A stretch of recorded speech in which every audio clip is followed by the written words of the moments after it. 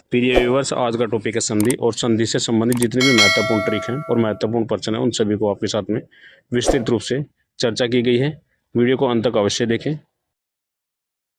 प्रिय व्यूअर्स, सामान्य हिंदी की क्लास में एक बार फिर व्यूअर्स का बहुत बहुत स्वागत है। आज का टॉपिक है संधि और उसके भेद। संधि से आपके एग्जाम में 2 से 3 प्रश्न अक्सर पूछे जाते हैं, ज़्यादा से ज़्यादा 5 प्रश्न भी कभी कभी एग्जाम में पूछे जाते हैं। जिन लोगों ने एग्जाम दिया होगा उनको उसके बारे में जानकारी होगी। तो संधि से संबंधित जितने भी आपके डाउट है सभी डाउट को यहाँ पर क्लियर करने का प्रयास करेंगे। तो आइए प्रारंभ करते हैं। सबसे पहले जानते हैं कि संधि कहते किसे हैं, संधि कहते किसे हैं। देखिए, संधि किसे कहते हैं इसके बारे में जानकारी होना अति आवश्यक है। देखिए, दो अक्षरों के आपस में मिलने से उनके रूप और उच्चारण में जो परिवर्तन आता है उसे क्या कहेंगे, संधि कहेंगे। यानी कि उनका रूप भी बदल जाएगा और उच्चारण भी बदल जाएगा, तो क्या कहा जाएगा वहां पर, संधि कहा जाएगा। जैसे गण प्लस इस बराबर क्या हो गया, गणेश हो जाएगा, अर्थात अ प्लस बड़ी ई बराबर क्या हो जाएगा, ए हो जाएगा। ठीक है, यहाँ गण शब्द का अर्थ अ है, अर्थात अंतिम अंतिम स्वर क्या है यहाँ पर, अ है। एवं इस शब्द का बड़ी ई अर्थात शुरू वाला स्वर दोनों स्वरों के मिलने से ए स्वर की उत्पत्ति हुई है। यानी कि गण प्लस इस बराबर गणेश, अर्थात अ प्लस ई बराबर क्या हो गया, ए हो गया है। उच्चारण एवं रूप से भिन्नता है, यह भिन्नता या परिवर्तन ही किसके कारण है, संधि के कारण ही यह भिन्नता और परिवर्तन है। अर्थात अ प्लस का ई बन करके, बड़ी ई बन करके ए बन रहा है, किसके कारण हो रहा है, संधि के कारण ही हो रहा है। संधि विच्छेद, जिन अक्षरों के बीच संधि हुई है यदि उन्हें संधि के पहले वाले रूप में अलग अलग करके रखा जाए तो उसे संधि विच्छेद कहते हैं। जैसे गणेश, गणेश को कैसे लिखेंगे, गण प्लस का इस। आपसे इसका संधि विच्छेद भी एग्जाम में पूछा जा सकता है, इसलिए बहुत ध्यान से इसको देखेंगे। अगला दिया गया है दिगंबर। दिगंबर भी अक्सर पूछा जाता है संधि विच्छेद करने के लिए, इसका संधि विच्छेद करना थोड़ा टफ पड़ता है। तो दिगंबर का संधि विच्छेद कैसे करेंगे, दिक प्लस का अंबर। कई बार एग्जाम में यह पूछा गया है, 4-5 बार पूछा गया प्रश्न है। आगे देखेंगे संधि के भेद, संधि को कितने प्रकार से विभाजित किया गया है। देखिए, संधि को 3 प्रकार से विभाजित किया गया है। पूछा नहीं जाएगा कि संधि के भेद कितने होते हैं, लेकिन फिर भी जानकारी होना परम आवश्यक है। देखिए, संधि कितने प्रकार की थी, पहला स्वर संधि, दूसरा व्यंजन संधि, तीसरा कौन सा हो गया आपका, विसर्ग संधि। क्लियर, एक बार और देख लेंगे, स्वर संधि, व्यंजन संधि और विसर्ग संधि। अब सबसे पहले हम स्वर संधि को आपके साथ में डिस्कशन करेंगे। कौन सी संधि को डिस्कशन करेंगे, स्वर संधि को।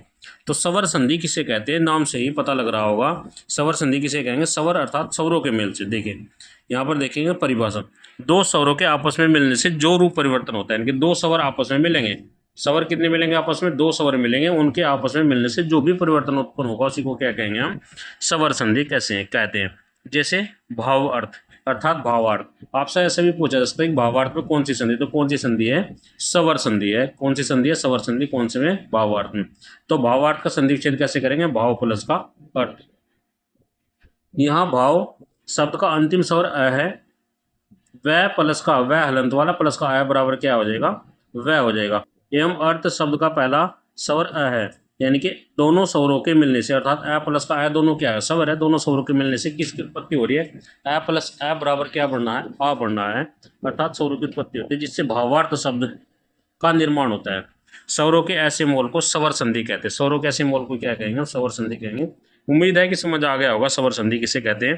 जब इनके भेदों के बारे में डिस्कशन करेंगे तो वहां से आप ज्यादा से क्लियर कर पाएंगे। अब इसके भेद को जान लेंगे।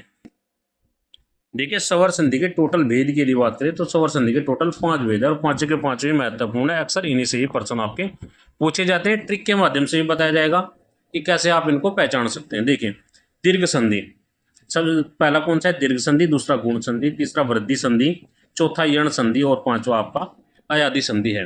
देखिए, दीर्घ संधि किसे कहते हैं, दीर्घ संधि जहां हस्व स्वर आपको पता होगा, हस्व स्वर और दीर्घ स्वर किनको कहते हैं। आपने यदि नहीं पता हो तो इससे पहले वीडियो डली हुई है, दूसरे तीसरे नंबर की वीडियो होगी, में भी प्ले लिस्ट में, उसको आप देख लेंगे तो आप जान लेंगे कि हस्व स्वर और दीर्घ स्वर किसे कहते हैं। देखिए, हस्व स्वर हो गया अ, ई और उ, और दीर्घ स्वर क्या हो गया, आ, ई और औ को आपस में मिलने से यदि स्वर उसी जाति के दीर्घ स्वर अर्थात दीर्घ स्वर में ही बनता है की उत्पत्ति होती है तो उसको दीर्घ स्वर कहते हैं। यानी कि यहाँ पर क्या बनेगा, दीर्घ मतलब बड़ा, बड़ा ही बनेगा। जैसे a प्लस a बराबर क्या हो गया, आ हो गया। a प्लस आ बराबर क्या हो गया, ये भी आ हो गया। a प्लस a बराबर आ हो गया और a प्लस आ बराबर आ हो गया। एग्जाम्पल से देख लेंगे, जैसे भाव अर्थ, भाव अर्थ अभी पढ़ा है आपने पुस्तकालय, पुस्तक प्लस आलय, पुस्तक प्लस आलय, परीक्षार्थी, परीक्षा प्लस अर्थ, ठीक है। प्रतीक्षा, प्रतीक्षालय, प्रतीक्षा प्लस आलय, इनके सभी में आप देख सकते हैं कैसे यह बन रहा है। इन सभी को देख लेंगे, जैसे भावार्थ हो गए, पुस्तकालय, परीक्षार्थ और प्रतीक्षालय, सभी में कौन सी संधि है, दीर्घ संधि है, ध्यान रखेंगे। इनके बड़ा बन रहा है यहाँ पर, बड़ा ही अक्षर हमेशा बन करके आएगा। बीच में देखेंगे यहाँ पर, ये देखिए भावार्थ में वाह बनना है, फिर पुस्तकालय में का बनना है, परीक्षार्थी में अक्षय के ऊपर डंडा आ रहा है, परीक्षार्थी प्रतीक्षालय फिर अक्षय के ऊपर डंडा आ रहा है। इनके बड़ा ही यहाँ पर बन रहा है, बड़ा स्वर बन रहा है। दूसरा देखेंगे इसमें, जैसे छोटी ई प्लस छोटी ई बराबर बड़ी ई बन जाएगा, छोटी ई प्लस बड़ी ई भी बड़ी ई बनेगा, और बड़ी ई प्लस छोटी ई भी बड़ी ई बनेगा, और बड़ी ई प्लस का बड़ी ई भी बड़ी ई ही बनेगा, यानी कि यहाँ पर भी बड़ा ही स्वर बनेगा। जैसे कविंद्र, कविंद्र को क्या लिखा है, कवि प्लस का इंद्र, देखिए छोटी ई प्लस का बड़ी ई बराबर क्या बनेगा, बड़ी ई ही बनेगा, कविंद्र। देखिए देखिए बड़ी ई की मात्रा ही आ रही है इसमें, कविंद्र में भी, गिरीश में भी, महेंद्र में भी और नदीश में भी। और इनका संधि विच्छेद जरूर देख लेंगे, जैसे गिरीश को क्या लिखेंगे, गिरी प्लस का इस, महेंद्र को क्या लिखेंगे, मही प्लस का इंद्र, नदी को क्या लिखेंगे, नदी प्लस का इस। उम्मीद करते हैं समझ आ गया होगा। दूसरा भी, यानी कि दीर्घ संधि को हम कैसे परिभाषित कर सकते हैं, इनके हमेशा इसमें क्या दीर्घ ही बनेगा, अर्थात बड़ा ही इसमें बनेगा। एक पार्ट हो रहा है इसका, गया गया में देखेंगे क्या दिया गया है इसमें। अगले पार्ट में देखिए, छोटा ऊ प्लस का बड़ा ऊ, छोटा ऊ प्लस का ऊ बराबर क्या हो गया, बड़ा ऊ हो गया है। ये देखेंगे यहाँ पर, देखिए भानुदय, भानु प्लस का उदय, यहाँ पर भी बड़ा ऊ की मात्रा आ रही है। और अंबुर्मी, अंबुर में भी बड़ा ऊ की मात्रा आ रही है, वधुत्सव में भी बड़ा ऊ की मात्रा आ रही है, भूजा में भी बड़ा ऊ की मात्रा आ रही है, अर्थात छोटा ऊ प्लस का बड़ा ऊ बराबर ऊ हो गया। इनका संधि विच्छेद देख लेंगे। देखिए अंबुर्मी क्यों क्या लिखे, अंबु प्लस का उर्मी। देखिए वधुत्सव को क्या लिखें, वधु प्लस का उत्सव, भूर्जा को क्या लिखेंगे, भू प्लस का ऊर्जा। तो यानी कि यहाँ पर कौन सी संधि होगी, दीर्घ संधि होगी। शॉर्ट ट्रिक के माध्यम से कैसे पहचान सकते हैं कि इसमें हमेशा दीर्घ स्वर ही होगा, तो वहां पर कौन सी संधि होगी, दीर्घ स्वर संधि होगी। जब पूरा सेंटेंस बन करके आएगा, अर्थात पूरा वाक्य नहीं, यानी कि पूरा जो शब्द जो बनेगा उसमें हमेशा क्या होगा, बड़ी मात्रा ही होगी। तो आप समझ सकते हैं। अगला देखें गुण संधि, गुण संधि को कैसे पहचानेंगे। सबसे पहले जानेंगे गुण संधि किसे कहते हैं। देखिए जहाँ ए प्लस का ए हो या फिर आ हो, या ए या आ, यानी कि ए हो या फिर आ हो के बाद छोटी ई हो या बड़ी ई हो, छोटा हो या फिर बड़ा हो, अथवा रीरी स्वर आता है, तो दोनों के मिलने से ए ओ अर हो जाते हैं। इसी को क्या कहेंगे, गुण संधि कहते हैं। जैसे ए प्लस का ए बराबर क्या होगा, ए हो गया, ए प्लस का ई बराबर ए हो गया। जैसे देवेंद्र, देवेंद्र में आपसे डायरेक्टली पूछ लिया जा सकता है कौन सी संधि है। आपका कोई फ्रेंड भी होगा देवेंद्र, तो उसके नाम से आप जान सकते हैं कौन सी संधि है, गुण संधि है। स्वर संधि की कौन सी संधि है, गुण संधि है। जैसे गणेश, गणेश साहब सब बताया मैंने, स्वर संधि की कौन सी संधि है, यहाँ पर यह भी गुण संधि है। यथेष्ट, गणेश को क्या लिखेंगे, गण प्लस का इस, यथेष्ट को क्या लिखेंगे, यथा प्लस का इष्ट, ठीक है, यथेष्ट हो गया। महा प्लस का इस अर्थात महेश, यानी कि यहाँ पर आप देख सकते हैं, यहाँ पर छोटी बन रहा है तो छोटा स्वर बन रहा है, यानी कि बड़ा स्वर दीर्घ स्वर नहीं बन करके हासु स्वर की यहाँ पर उत्पत्ति हो रही है। जैसे ए प्लस का ई बराबर ए हो रहा है, आ प्लस का बड़ी ई बराबर भी ए हो रहा है, आ प्लस का ई बराबर की ए हो रहा है, और आ प्लस का आई बराबर भी ए ही हो रहा है, यानी कि यहाँ पर क्या बन रहा है, आपका हासु स्वर की उत्पत्ति हो रही है। यानी कि यहाँ पर देखने के लिए क्या मिलेगा, आपको हासु स्वर मिलेगा, जैसे वहाँ पर दीर्घ स्वर देखने के लिए मिल रहा था। गुण संधि का जो दूसरा पार्ट है उसको देखेंगे। दूसरे पार्ट में क्या दिया गया है, देखिए देखिए ए प्लस का ऊ बराबर ओ हो जाएगा, ए प्लस बड़ा ऊ बराबर भी ओ हो जाएगा, और आ प्लस का ऊ बराबर भी ओ हो जाएगा, और आ प्लस का बड़ा ऊ बराबर भी ओ हो जाएगा, यानी कि यहाँ पर क्या बनेगा, ओ बनेगा, ठीक है। जैसे ज्ञानोदय सिंगल मात्रा आ रही है ना, इनके छोटा स्वर ही, यानी कि हसु स्वर ही यहाँ पर बन रहा है। शीतोष्ण क्या बनेगा, शीतोष्ण, शीत प्लस का उष्ण, ये ध्यान रखने योग्य बात है इसका संधि विच्छेद। शीतोष्ण अक्सर कई बार एग्जाम में पूछा गया पर्सन है। महोत्सव को क्या लिखेंगे, महाप्लस का उत्सव, ठीक है। गंगा उर्मी को क्या लिखेंगे, गंगा, गंगोर्मी, गंगोर्मी, गंगा प्लस का उर्मी। सप्त ऋषि को क्या लिखेंगे, सप्त प्लस का ऋषि, और महर्षि को क्या लिखेंगे, महा प्लस का ऋषि। गुण संधि भी समझ सकते हैं कि आपकी समझ में आ गया होगा। इनके गुण संधि में क्या होगा, हमेशा हमेशा के लिए ही यहाँ पर क्या बनेगा, आपका हसु स्वर की उत्पत्ति होगी, अर्थात हसु स्वर बनेगा। अब आता है आपका, आगे चलते हैं वृद्धि संधि। वृद्धि संधि में क्या होगा, देखिए यदि ए आ के बाद ए आई आए तो ए में, और ए आ के बाद ओ औ आए तो औ में बदलना है, वृद्धि संधि कहलाता है। जैसे वृद्धि का मतलब यह है कि वृद्धि होगी, यानी कि जहाँ पर भी डबल मात्रा होगी, डबल मात्रा होंगी, वहाँ पर 99% एक्यूरेसी है कि कौन सी संधि होगी, यहाँ पर वृद्धि संधि होगी। अब इसको उससे कनेक्ट करके नहीं देखेंगे आप, किससे कनेक्ट करके कि आपको इससे पहले दीर्घ संधि बताई है, ठीक है, उससे कनेक्ट करके नहीं देखेंगे, उससे कनेक्ट करके बिल्कुल भी नहीं देखेंगे कि वृद्धि संधि जहाँ पर भी होगी 99% एक्यूरेसी होगी, उसके ऊपर डबल मात्रा होंगी, चाहे वो अ की हो चाहे फिर औ की हो, ठीक है। जैसे a प्लस के ए बराबर के अ हो गया, a प्लस आ प्लस का ए बराबर अ हो गया। जैसे एग्जाम्पल से देख लेंगे, एक एक देख लेंगे। तथेव, तथेव में भी कौन सी होगी? वृद्धि संधि होगी। वनौषधि, देखिए डबल मात्रा आ रही है, वृद्धि संधि है। महोषध, महोषध में भी वृद्धि संधि है। वृद्धि संधि को देख लेंगे, डिवाइड कैसे करेंगे? एक प्लस का एक, यथा प्लस का एव, वन प्लस का औषधि, महा प्लस का औषध। यण संधि की बात यदि यहाँ पर करें, यण संधि कैसे पहचाने? देखिए, यदि छोटी ई बड़ी, छोटाऊ बड़ाऊ या रीरी के बाद कोई भिन्न स्वर आए, इनके भिन्न स्वर आए तो ई, तो छोटी ई बड़ी ई का क्या बन जाएगा? यह बन जाएगा। छोटाऊ बड़ाऊ का वह बन जाएगा। और रीरी का क्या बन जाएगा? र हो जाएगा, ठीक है। जैसे ए प्लस का ई प्लस का ए बराबर क्या हो जाएगा? यह। जैसे यद्यपि, यद्यपि, यदि प्लस का अभी, ठीक है। तो इसमें कौन सी संधि है? आपकी यण संधि है। इत्यादि, इति प्लस का आदि। नद्यागम, नदी प्लस का आगम। उपयुक्त, ऊपरी प्लस का युक्त, उक्त। विरहु, वी प्लस का उरु। प्रत्येक, प्रति प्लस का एक, ठीक है। छोटा उ प्लस का अ अर्थात वह, यहाँ पर देखेंगे महत्वपूर्ण हो जाता है। अनन्वय, अनु प्लस का अय। देखिए स्वागतम, स्वागतम क्या लिखा? सु प्लस का आगतम। अनुवेषण, अन्वेषण का क्या लिखा? अनु प्लस का एषण। अन्वित्ति, अनु प्लस का इति। पित्रादेश अर्थात पित्रादेश, अर्थात ये सभी में कौन सी संधि आपकी? यण संधि है। इनसे ही आपके एग्जाम में 100% पूछ लिया जाएगा। इन सभी को ध्यान रख लेंगे। अगर याद से भी ध्यान आपके नहीं रहता है तो इन शब्दों को ही आप याद कर दीजिए। 5, 7 या 10 शब्द तो हैं ये सब टोटल, इससे ज़्यादा तो नहीं है मुझे लगता है। आगे देखेंगे, हर एक जो संधि है उससे 5, 7 या 10 शब्द दिए गए हैं, एग्जाम्पल में दिए गए हैं, उन्हीं से ही प्रश्न आपसे पूछ लिया जाएगा। संभावना 80-90% है। तो आप यदि इनको भी देख लेंगे, इनको भी ध्यान कर देंगे कि कौन कौन से शब्द आए हुए हैं कौन सी संधि में, तो उससे भी आपका काम आसान हो जाएगा। अब आगे देखते हैं आपका अयादि संधि। अयादि संधि, अयादि संधि में क्या होगा? देखिए, ए आई ओ तथा औ के बाद यदि कोई भिन्न स्वर आए, ए आई ओ औ के बाद यदि कोई भिन्न अर्थात अलग स्वर आए तो ए का अय हो जाता है, ए का आय हो जाता है, ओ का औ हो जाता है। यानी कि लास्ट में क्या आएगा? अय आय औ आएगा, ठीक है। जैसे नयन को क्या लिखेंगे? ने प्लस का अन। गाय को क्या लिखेंगे? गे प्लस का अक। नाई का क्या लिखेंगे? ने प्लस का इक। पवन को क्या लिखेंगे? पो प्लस का अन। पवित्र को क्या लिखेंगे? पो प्लस का इत्र। पावक को क्या लिखेंगे? पो प्लस का अक। नाविक को क्या लिखेंगे? नो प्लस का एक। यानी कि नयन, गायन, नयन हो गया, गायक हो गया, नायिका हो गया, पवन, पवित्र, पावक और नाविका, ये किस प्रकार की संधि के उदाहरण है? आपका अयादि संधि के उदाहरण है। अयादि संधि अब आपकी कंप्लीट होगी। अब आपकी अगली संधि जो चलती है वह चलती है आपकी व्यंजन संधि। और व्यंजन संधि से अक्सर एग्जाम में प्रश्न पूछे जाते हैं। यदि आपका एग्जाम क्वेश्चन पेपर टफ होगा तो अयादि संधि से क्वेश्चन आने की संभावना प्रबल हो जाती है। इसलिए वीडियो को देखते रहेंगे, अभी मजा आ रहा होगा।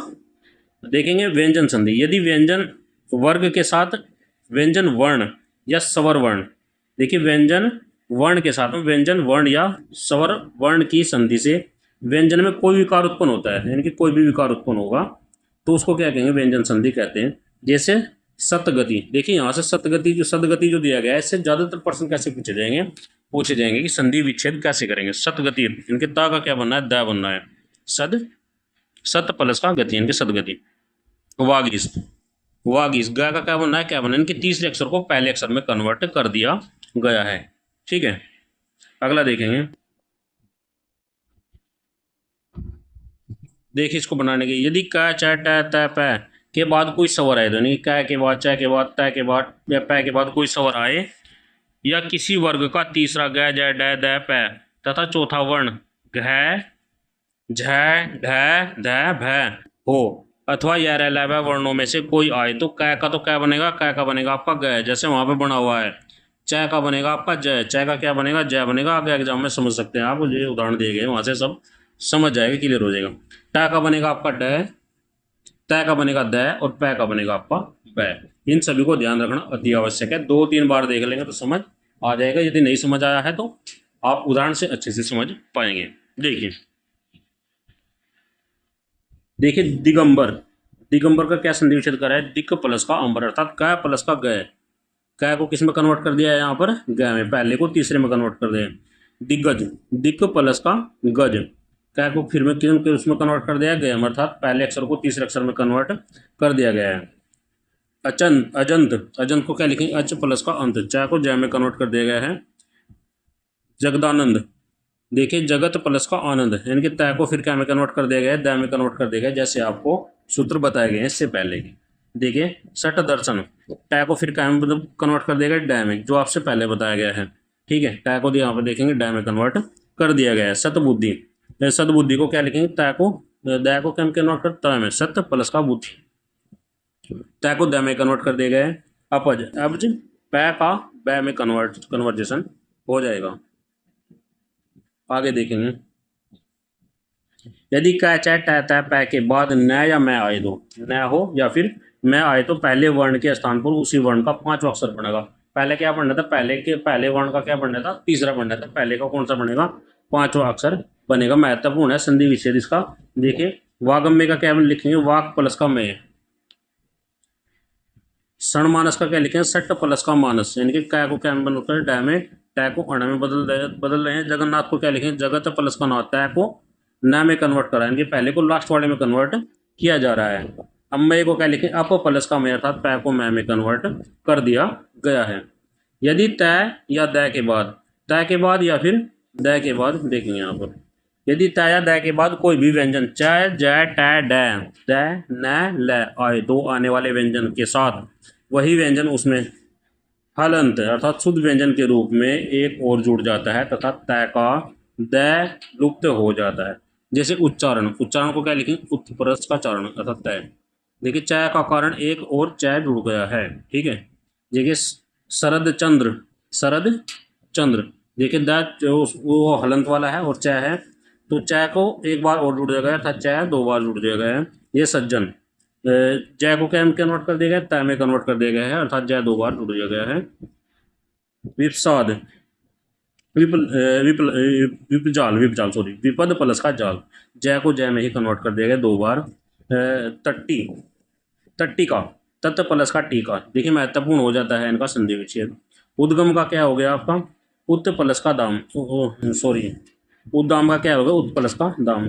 जगन्नाथ का क्या होगा, जगत प्लस का नाथ, अर्थात न को न हलंत वाला है उसमें ही कन्वर्ट कर दिया गया। उल्लास को क्या लिखेंगे, उत्त प्लस का लास, अर्थात लय के कारण एक और दया यहाँ पर जोड़ दिया गया है। इनके जहाँ पर भी इस प्रकार की स्थिति यहाँ पर बन करके, जैसे आधा च बन रहा है या कहीं पर भी आधा कोई शब्द बन करके आएगा, तो वहाँ पर हमेशा आप समझ सकते हैं 99% की एक्यूरेसी है वहाँ पर भी कौन सी संधि होगी आपकी, आपको बताया है व्यंजन संधि की संभावना हो जाती है। यदि तय या दय के बाद स हो तो तय का दय हलंत वाला और चय का स में बन जाता है। जैसे उच्चिष्ट, उच्चिष्ट यानी कि तय का च बनना है, उत्त प्लस का शिष्ट, सच्छात्र, सत्य प्लस का शास्त्र।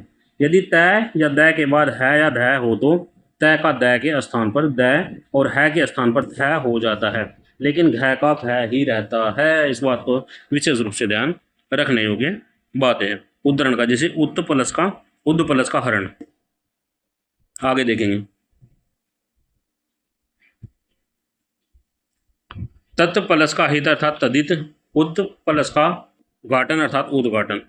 तय दय के बाद यदि जय हो तो तय दय का जय हो जाता है, जैसे उज्झट्टी का, उद्ध प्लस का झट्टी का। यदि हसु स्वर के बाद जय आए तो हसु स्वर, हसु स्वर दीर्घ स्वर को आपको पता ही होगा कौन सा होता है हसु स्वर, हसु स्वर अर्थात छोटे वाला। ये हसु स्वर के बाद छ आए तो जैसे छत्र छाया, ए प्लस का छ, यानी कि इसके हसु स्वर के बाद में क्या आ रहा है आपका, छ आ रहा है। देखिए यहाँ पर तो उसका क्या बन जाता है, आधा छ और छ बन जाएगा। देखिए छत्र, छत्र छाया, परिच्छेद, परि प्लस का छेद अर्थात। यदि स के बाद तय या थ आए तो, स के बाद तय आएगा या फिर थ आए तो तय का क्या बन जाएगा, ट या थ, ट बन जाता है। तय क्या बन जाएगा, ट बन जाएगा, और थ का क्या बन जाएगा, ठ बन जाएगा। जैसे उत्कृष्ट, उत्कृष्ट का उत्कृष्ट प्लस का तय, उत्कृष्ट। पृष्ठ, परस प्लस का थ, पृष्ठ। यदि मैं के बाद अंतस्थ व्यंजन आए या उसमें व्यंजन आए तो मैं का अनुस्वार में बदल जाता है। जैसे समयोग, सम प्लस का योग, सम प्लस का योग। ठीक है, संरक्षण, सम प्लस का रक्षण, समलोप, सम प्लस का लाभ, सम लाभ। सम से, सम प्लस का से, समसार, सम प्लस का सार, सम प्लस का हार, संहार। अर्थात ये कौन सी संधि का उदाहरण है? दीर्घ नहीं सॉरी व्यंजन संधि के सभी उदाहरण है। यदि इन सभी उदाहरणों को भी देख लेंगे तो व्यंजन संधि को पहचानने में आपको ज़्यादा आसानी होगी और आपको एग्जाम में जो प्रश्न पूछे जाएंगे इन्हीं से ही पूछे जाएंगे, इसके बाहर आपसे प्रश्न नहीं पूछा जाएगा। बार बार आपसे बताया जा रहा है, वीडियो को 2-3 बार देख लेंगे तो मज़ा ही आ जाएगा, कोई भी क्वेश्चन नहीं छूटेगा, गारंटी से कह रहे हैं। अगला है आपका विसर्ग संधि। तो देखेंगे विसर्ग संधि किसे कहते हैं। विसर्ग संधि विसर्ग के साथ स्वर अथवा व्यंजन की संधि। देखिए विसर्ग संधि किसे कहते हैं। विसर्ग के साथ स्वर अथवा व्यंजन की संधि विसर्ग संधि कहलाती है। जैसे दू प्लस का आत्मा, दुरात्मक। देखिए यहाँ पर जो हलंत आएगा इसमें ये जरूरी है, तो वहाँ पर कौन सी संधि को विसर्ग संधि हो। ठीक है, विसर्ग के पहले कोई स्वर अ या आ को छोड़कर आए तो विसर्ग के बाद कोई स्वर रहे अथवा वर्ग के तीसरे चौथे पांचवें वर्ग अथवा या र ल व हो में कोई हो तो र में बदल जाता है। इनके सभी किसमें बदल जाएंगे? आपके र में ही बदल जाएंगे। जैसे निरर्थक, नी प्लस का अर्थक अर्थात ए, नी अर्थात न प्लस का ई बराबर हलंत बन गया। दू प्लस का ऊ बराबर भी क्या बन गया? हलंत बन गया। इनके सभी में क्या आएगा? ये जहाँ पर भी इस प्रकार की स्थिति बनेगी अर्थात ये बनेगा तो वहाँ पर कौन सा आपका संधि होगी? आपकी विसर्ग संधि होगी। ठीक है जी, आगे देखेंगे। यदि विसर्ग के पहले अ और बाद में अ वर्गीय व्यंजन के तीसरे चौथे पांचवें अथवा या र में से कोई सा आए तो विसर्ग में ओ में बदल जाता है। किसमें बदल जाएगा? ओ में बदल जाएगा। जैसे मनोनुकूल, मन प्लस का अनुकूल, अधोगति अधः प्लस का गति पद। देखिए सभी में क्या हो रहा है, यहाँ पर ये 2 पॉइंट लगे हुए हैं, इनकी स्थिति बनी हुई है। मन प्लस का मोह अर्थात मन मोह, मन प्लस का योग अर्थात मन मोह। इनको पहचानने का सबसे आसान तरीका क्या है? यानी कि यहाँ पर आपका इस तरीके की कंडीशन यहाँ पर बन करके आएगी तो आप इसको आसानी से पहचान सकते हैं विसर्ग संधि को। विसर्ग संधि को पहचानने में इतना आपको समय नहीं लगना चाहिए। देखिए सभी के सभी जितने भी उदाहरण दिए गए हैं सभी में यह स्थिति उत्पन्न की गई। जैसे दुशासन, निसंतान, रजकण, पयपान, पुरस्कार, बासपति। ठीक है, इन सभी को यदि आप एक बार देख लेंगे तो आपका क्वेश्चन नहीं बच पाएगा। देखिए नीरज हो गया, नीरज हो गया, निरोग हो गया और निरुज हो गया है। तो सभी व्यूअर्स का बहुत बहुत धन्यवाद। वीडियो हेल्पफुल हो तो कृपया करके लाइक शेयर कमेंट करना ना भूलें और हमारे चैनल को सब्सक्राइब करें। जय हिंद, जय भारत।